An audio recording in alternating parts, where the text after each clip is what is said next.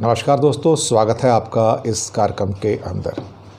दोस्तों, रशिया ने ईरान को कई S-400 एयर डिफेंस सिस्टम पहुंचा दिए।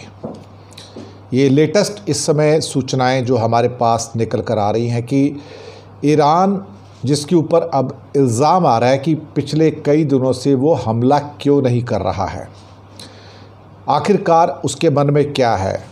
क्या उसने इज़राइल के सामने सरेंडर कर दिया है, या फिर वो अपनी तैयारी को इतना पक्का कर लेना चाहता है कि अगर इज़राइल की ओर से हमले होते हैं मिसाइलों के तो वो उसको रोक पाए। अब रूस ने ईरान को दे दिए कई सारे S-400 डिफेंस सिस्टम, नंबर नहीं बताएगा, लेकिन जो शब्द यूज़ किए गए हैं कि कई S-400 एयर डिफेंस सिस्टम, ये दुनिया के सबसे शानदार सिस्टम माने जाते हैं और भारत को भी अब तक ये 3 सिस्टम मिल चुके हैं। हर सिस्टम की जो कीमत है करीब 5-6 हज़ार करोड़ की है, 5-6 हज़ार करोड़ की है। इसके अलावा पाकिस्तान ने भी कह दिया है कि अब वो Shaheen 3 nuclear ballistic missile Iran को देने जा रहा है। ऐसा लग रहा है कि जैसे एक तैयारी चल रही है और जब तैयारी पूरी होगी तभी ईरान एक बड़ा हमला जो है ये करने जा रहा है। इस बार जो भी अटैक इज़राइल से मिसाइल्स के या एयरक्राफ्ट के होंगे, उनको रोकने के लिए रूस के मोस्ट मॉडर्न जो सो कॉल्ड, जिसे कहते हैं कि S-400 सिस्टम, जो भारत के पास भी हैं, अब उसको मिल गए हैं।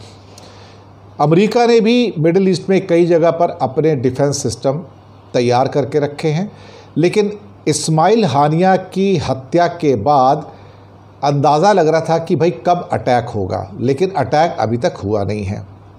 अब रूस और पाकिस्तान तो आगे आ गए हैं और रूस ने तो ऑलरेडी कई S-400 दे दिए हैं। उम्मीद है कि शायद 4-5 सिस्टम दिए हैं जो उनके सभी बड़े शहरों को प्रोटेक्ट करने में कामयाब हैं, और जितनी भी मिसाइलें या रॉकेट्स इज़राइल की ओर से आएंगे उन सब को रोकने में ये सक्षम है। रूस ने ये चीज़ें जो हैं 15 साल के बाद की हैं। पहले उनके पास पुराने S-300 सिस्टम थे जो शायद इतने कामयाब नहीं थे, लेकिन S-400 आने के साथ ही इमीडिएटली ईरान अपने आप को अब ज़्यादा ताकतवर महसूस कर रहा है। ये दुनिया का सबसे advance anti air defence system है और पाकिस्तान भी अपनी सबसे ताकतवर nuclear ballistic missile Shaheen 3 Iran को देने की योजना बना रहा है। शाहीन 3 की ताकत क्या हो सकती है? ये सबसे ख़तरनाक मिसाइल है पाकिस्तान की, लगभग 20 मीटर लंबी मिसाइल है। इसकी रेंज 2,500 किलोमीटर है, तो ये आराम से देखा जाए तो पूरा का पूरा इज़राइल कवर कर सकती है और अपने आसपास के बाकी देशों को भी कवर कर सकती है। एक किस्म से कहा जाए तो पूरे भारत को भी कवर कर सकती है, और इसके साथ मिडिल ईस्ट का भी सारा इलाका उसकी रेंज में आ जाएगा। अब ये डिपेंड करता है कि ईरान इस मिसाइल को अपने किस इलाके से दागेगा और फिर वो कैसे आगे बढ़ेगी। कहते हैं कि इसकी मारक क्षमता के ऊपर अभी बहुत बड़े खुलासे नहीं हैं, लेकिन पाकिस्तान ने इसका आखिरी परीक्षण 9 अप्रैल 2022 को किया था। लेकिन S-4 एयर डिफेंस सिस्टम किसी भी हमले को पल भर के अंदर राख कर देता है, इसमें कोई शक वाली बात नहीं है। और S-400 से ईरान, तेहरान और बाकी शहरों के आसपास जो ख़तरात पैदा हो सकते हैं इज़राइल की ओर से या अमेरिका की ओर से, वो उनके क्षेत्र में आके उनको बर्बाद कर सकता है। S-400 की सबसे ख़ास बात यह है कि मूव करना आसान है, इसे आसानी से डिटेक्ट नहीं किया जा सकता। 8x8 के ट्रक पर से माउंट किया जा सकता है, और इसको दरअसल नेटो द्वारा क्या कहा जाता है, S-400 को SA-21 Growler long range defence missile system कहा जाता है। ये -70 डिग्री में भी काम कर सकता है। इसमें 4 किस्म की मिसाइलें होती हैं जिनकी रेंज 40 किलोमीटर, 100 किलोमीटर, 200 किलोमीटर और 400 किलोमीटर होती है, और ये 100 से लेके 40,000 फीट तक, यानी कि 100 फीट से लेके 40,000 फीट तक उड़ने वाले हर टारगेट को पहचान कर उसको नष्ट कर सकता है।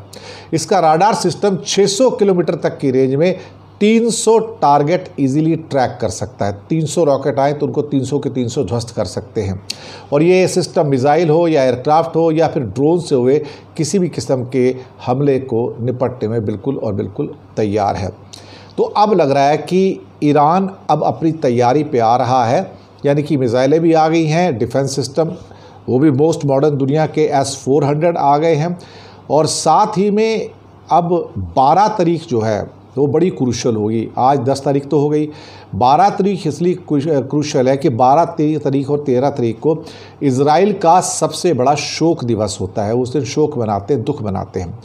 और इज़राइल उम्मीद की जा रही कि अब इसी शोक दिवस के अंदर और ज़्यादा शोक पैदा करेगा, हिजबुल्लाह के द्वारा, हूती के द्वारा, ईरान के द्वारा, और फुल स्केल मिसाइल से अटैक किए जाएंगे। ईरान के पास अपनी मिसाइलें भी काफ़ी हैं। अगर ये ऑलराउंड अटैक होता है तो ये उनके जो आयरन डोम सिस्टम्स हैं या अमेरिका के जो पैट्रियट डिफेंस सिस्टम्स हैं जैसे कि S-400 भी है, ये उनको आराम से बीट कर पाएगा। और इस भारी अटैक से इजराइल कैसे बचेगा? अभी तो गीदड़ धमकी तो दे रहा है और कुछ अटैक कर रहा है, लेकिन अल्टीमेटली ईरान के मन में भी कुछ होगा। हालांकि ईरान के ऊपर अब कुछ शक शुबहात भी आ रहे हैं कि भाई वो अटैक करना चाहता है, नहीं अटैक करना चाहता, वो आगे चल के इज़राइल को उसकी जो सो कॉल्ड जेनोसाइड है, जो उसका नरसंहार है, उसको जवाब देना चाहता है या नहीं देना चाहता है। लेकिन हो सकता है पिछले 10-12 दिन 15 दिन ईरान ने अपनी तैयारियों में लगाए हैं कि वो युद्ध में जाए तो बिना तैयारी के ना जाए। और रूस का S-400 का आना ये अपने आप में शायद एक सबसे बड़ी सफलता की कहानी है, क्योंकि कई S-400 सिस्टम्स पहुंचा दिए गए हैं। लगातार रूस के जो बड़े इल्यूशन 76 गजराज विमान हैं वो लगातार चक्कर काट रहे हैं। और मुझे लगता है कि अब यहाँ से अगले कुछ दिन जो हैं, मुझे लगता है कि कल जब 11 तारीख होगी तो यहाँ से जो दिन होंगे, अगले 5-6 दिन या 7 दिन हैं, ये शायद काफ़ी विध्वंसक दिन हो सकते हैं। और यहाँ पर अभी बहुत सारे लोग सोचते हैं कि ये क्या कहते हैं, खबर ठंडी हो गई है और अब मिडल ईस्ट में यानी कि वेस्ट एशिया में कुछ नहीं होगा, मध्य पूर्व में कुछ नहीं होगा। लेकिन जिस दिन स्टार्ट होगा उस दिन शायद विनाश की एक नई लीला भी लिखी जाएगी। तो ये थी एक मेरी सी छोटी पेशकश की। लोग कुछ समझ रहे थे कि ईरान और इज़राइल का मसला ठंडा हो गया है, लेकिन ये S-400 के आने से एक बात तो तैयार है कि, और शाहीन-3 मिसाइल पाकिस्तान से आने से, कि वो अपनी तैयारियां पूर्ण कर रहे हैं और तैयारियों को पूर्ण करके ही एक कंसर्टेड, एक फुल ब्लास्ट स्केल पे आकर वो उसके ऊपर अटैक करेगा। इसमें अब कोई भी शक और शुबहा वाली बात नहीं रह गई है।